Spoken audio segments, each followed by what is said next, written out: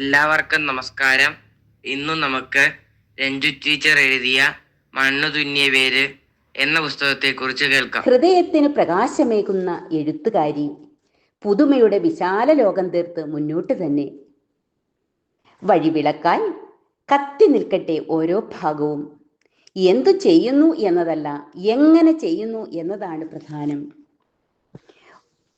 മണ്ണിൻ ഈറൻ മനസ്സിനെ മാനം തൊട്ടുണർത്തുമ്പോൾ ഓരോരുത്തരുടെയും ജാലകത്തിന് പുറത്ത് പ്രസന്നമായ ഒരു സൂര്യോദയം ഉള്ളിലേക്ക് കടക്കുവാൻ വെമ്പുന്നു. നനുനനുത്ത ഊഷ്മളത, പുലരി. മറ്റേത് സമയത്തെയും മറികടന്ന് അത് മോഹനമാകുന്നു. ഓരോ ജീവനും പുതുമയാർന്നതായി പരിണമിക്കുവാൻ ആഴമേറിയ നിദ്രയുടെ നിശബ്ദതയിൽ നിന്നുള്ള പുനർജനി. അതിൻ്റെ ആഴങ്ങളിൽ ഒരു സംഗീത ശ്രുതിയുണ്ട്. തമസോമ ജ്യോതിർഗമയ. ഇരുട്ടിൽ നിന്ന് വെളിച്ചത്തിലേക്ക്.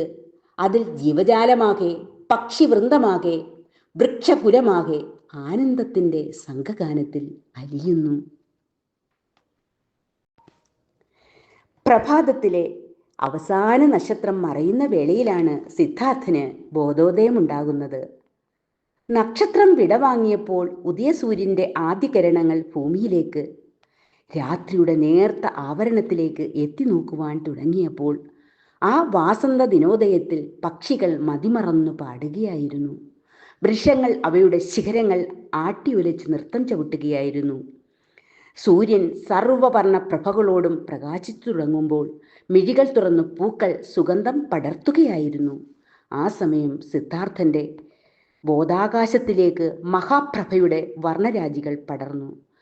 സിദ്ധാർത്ഥൻ ഗൗതമ ബുദ്ധനിലേക്ക് പ്രബോധിതൻ ആവുകയായിരുന്നു.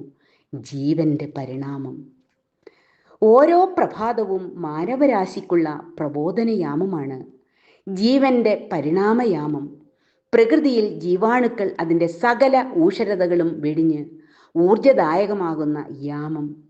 സ്നേഹവും ഐശ്വര്യവും കാരുണ്യവും ബോധവും ഭാഗ്യവും സാമർഥ്യവും എല്ലാം മനോജാലകത്തിന് സമീപമെത്തി മുട്ടി വിളിക്കുന്ന സമയം. ജനാലകളുടെ ഓടാമ്പലുകൾ നേരത്തെ എടുത്തുമാറ്റി ഉദയത്തിന് മുൻപേ നമുക്ക് ഉണർന്ന് ഉദയത്തിന് സാക്ഷിയാകാം. പുനർജനിക്കായി, പുതുബോധത്തിനായി, പുതുവേദത്തിനായി ഉണർന്നിരിക്കാം. പുതിയ ആകാശമുണ്ട്, പുതിയ ഭൂമിയും. നമുക്ക് പുതിയ മനുഷ്യനാകാം.